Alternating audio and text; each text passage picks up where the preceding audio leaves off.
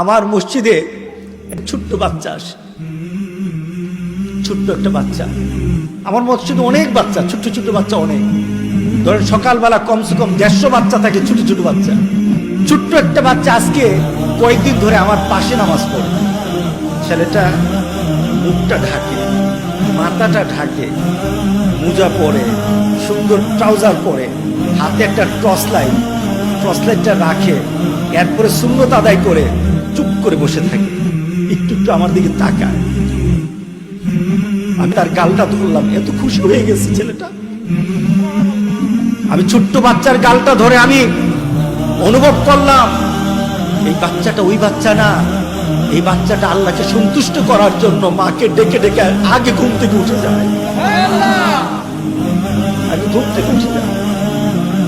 আমি বাচ্চাটার দিকে তাকিয়ে থাকলাম, খুশি হয়ে গেল বাচ্চাটা যখন আমি আদর করলাম। ছোট্ট বাচ্চা, কত বয়স হবে? 7-8 বছর। প্রতিদিন আসে ফজরের নামাজের সময়। কিন্তু আমি মাঝে মাঝে চিন্তা করে বলি, আমার গ্রামের এমন যুবক, এমন বয়স্ক মানুষ আছে এখন পর্যন্ত সূর্য ওঠা পর্যন্ত তারা ঘুমাতেই থাকে।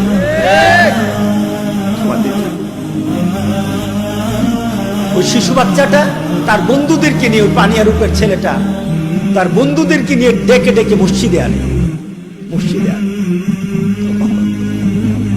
স্কুলে, যে স্কুলে পড়ে, ওই স্কুলে সে জোহরের নামাজ পড়ার জন্য প্রতিদিন মসজিদে যায়।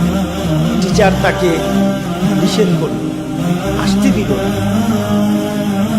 তার মনে স্ট্রাইক করেছে, মনে কষ্ট লেগেছে, মনের ভিতরে তার একটা পরিবর্তন চলে আসছে। যে শিক্ষক, যে প্রতিষ্ঠান আমাকে নামাজ পড়তে দেয় না, ওই শিক্ষক আর প্রতিষ্ঠানের কাছে আমি কিছু পড়াশোনা করব না, আমি এখানে পড়বই না। যে বারণ করে আমাকে যে আমাকে নামাজ পড়তে নিষেধ করে, নামাজ পড়তে আমাকে বাধার সৃষ্টি করে, আমি তার কাছে পড়ব না। আর বড় ভাইদেরকে বললো যারা নামাজে আসে, ভাই আমি স্কুলে পড়বো। কি করবে? আমি মাদ্রাসায় পড়ব। কোন মাদ্রাসায় পড়বা? আমি আড়াইবাড়িতে পড়ব। আমার কাছে যুবকগুলি এসে বলল, হুজুর আমাদের গ্রামের এই বাচ্চাটা, এই ছোট্ট বাচ্চাটা আপনার মাদ্রাসায় পড়তে চায়, কিন্তু বাচ্চাটা গরিব, বাচ্চার মার ক্ষমতা নেই, বাবার ক্ষমতা নেই যে টাকা দিয়ে আপনার মাদ্রাসায় পড়াবে। আমাদেরকে বলার পরে আমরা যুবকরা চাঁদা উঠিয়েছি, টাকা উঠিয়েছি, উঠিয়ে কিছু টাকা একত্রিত করে আপনার কাছে আসছি। হুজুর আপনি যদি মেহেরবানি করে বাচ্চাটাকে ভর্তি করেন, আমাদের কাছে 6000 টাকা আছে। আমরা সবাই মিলে টাকাটা তুলেছি, আর টাকা যা লাগে হুজুর আমরা চাঁদা উঠিয়ে বাচ্চাটাকে পড়াবো। আমি তখন তাদেরকে বললাম, এ যুবক, টাকা তোমার কাছে থাক, বাচ্চাটাকে নিয়ে আসো। হুজুর টাকাটা রাখেন। আমি কি, তুমি বাচ্চাটাকে নিয়ে আসো। এই বাচ্চা সাধারণ কোনো বাচ্চা না। এই বাচ্চার দায়িত্ব যদি নিতে হয়, আমার বাচ্চার মতো এই বাচ্চার আমি দায়িত্ব নেব। আমার সৌভাগ্য এমন একটা বাচ্চা পাওয়া, এমন একটা বাচ্চা, নেককার বাচ্চা পাওয়া আমার সৌভাগ্য। নিয়ে আসো বাচ্চাটাকে। আমি ভর্তি করে দিলাম মাদ্রাসা। আমার কাছে এখন পর্যন্ত বাচ্চাটা দেখা করে না, আমার মাদ্রাসা পড়তেছে দেখা করে না, দূর থেকে তাকিয়ে থাকি। কিন্তু আমি বাচ্চাটার প্রতি আন্তরিকতা এই কারণে, তার বাবা গরিব, তার মা গরিব, তার পরিবারে কে কি করতেছে এটা আমার জানার বিষয় না। আমার জানার বিষয় এই বাচ্চাটা আমার আল্লাহকে ভালোবাসে।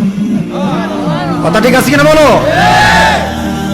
এটাই তো ইসলাম, এটাই তো মেনে নেওয়া, এটাই তো একটা মুসলমানের জন্য উদখুলু ফিস সিলমি কাফা, পূর্ণাঙ্গভাবে ইসলামের মধ্যে ঢুকে যাওয়া।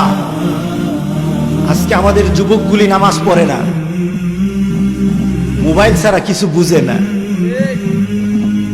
তুমি মোবাইলে যতক্ষণ সময় দাও, তার 10 ভাগের 1 ভাগ আমার আল্লাহর জন্য সময় দাও না। তুমি মোবাইলের মধ্যে তুমি যা কিছু দেখো, ওই দেখাটা দিয়ে তোমার মধ্যে চিন্তা আসে না, যে চিন্তার কারণে তোমার শাস্তি হবে, এই চিন্তা তোমার মধ্যে আসে না, তোমার পরিবর্তন হয় না। তবে তুমি যদি এই পরিবর্তন না হও, মনে রেখে দিও, আল্লাহর গজব থেকে তোমাকে কেউ বাঁচাতে পারবে না। আল্লাহর গজব আছে কিনা টের পাইছে? কেমনে টের পাইছে? ঠ্যাং ভেঙে গেছে নাকি? হ্যাঁ, কানা হয়ে গেছে, কিছু আপনি হন নাই। আল্লাহ গজব কেমন ভাবে আপনার সামনে তুলে ধরেন, আপনি টের পান না। গোটা পৃথিবী এখন ডেডলক হয়ে গেছে, গোটা পৃথিবীর এখন মানুষ চলাচল, পৃথিবীর এখন হুমকির মুখেও চলে আসছে। আমি গত কয়েকদিন ধরে চিন্তা করছি দেশের বাইরে যাব, একটু হয়তো সৌদি আরব যাবো না, না তো মালয়েশিয়া যাবো, না তো অন্য কোনো দেশে যাব, কিন্তু সব দেশ থেকে একই কথা, না না আসবেন। আমার একটা বোন থাকে ইউরোপে, ইংল্যান্ডে, তো ভাইয়া এখন আসেন। সব দিক থেকে একটা ভীতি। কিসের ভীতি? গজবের ভীতি। কিসের ভীতি? গজবের ভীতি।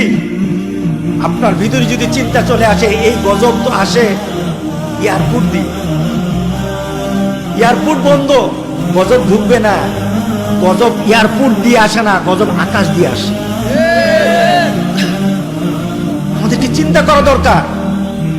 ওয়ালা তাত্তাবিউ খুতুওয়াতিশ শায়তান, শয়তান যেটা পছন্দ করে এটা করো না, আল্লাহ রাসূল যেটা পছন্দ করে এটা করো। দুনিয়া তো শান্তি থাকবে, আখিরাতেও শান্তি পাবে। আল্লাহ সুবহানাহু ওয়া তাআলা মুসলমানদেরকে এখনো হেফাজত করতে চান। মুসলমান যদি নিজেকে হেফাজত না করে, আল্লাহ বলেন পৃথিবীর দিকে তাকিয়ে দেখো, গজব যখন আসে আমি নেককার বদকার বাঁচি না, সবাইকে আমি ফ্লাট করে দিই।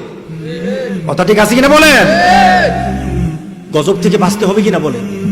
বাঁচতে রাজি আছেন? দুইটাই ঘুমাবেন, ফজরের নামাজ কিভাবে পড়বেন?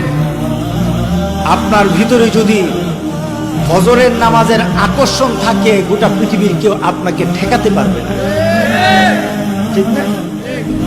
সন্ধ্যা রাত্রে ঘুমাবেন, ফজরের নামাজ বুঝেন না, ফজরের নামাজের প্রতি আপনার কোনো আকর্ষণ নেই, আপনি সন্ধ্যায় ঘুমালো, দেখা যাবে ফজরের ওয়াক্ত শেষ, আপনার ঘুম ভাঙে নাই। আছে কিনা? এমনও ব্যক্তি আছে ফজর চলে যায়, সূর্য উঠে যায়, সে উঠতে পারে না। আল্লাহ সুবহানাহু ওয়া তাআলা বলেন, বান্দা তোমার ইচ্ছা অনুযায়ী আমি দিনটাকে তোমার জন্য সহজ বানায় দিই। ফাসানু ইয়াসসিরুহু লিল ইউসরা, তুমি যদি সকালবেলা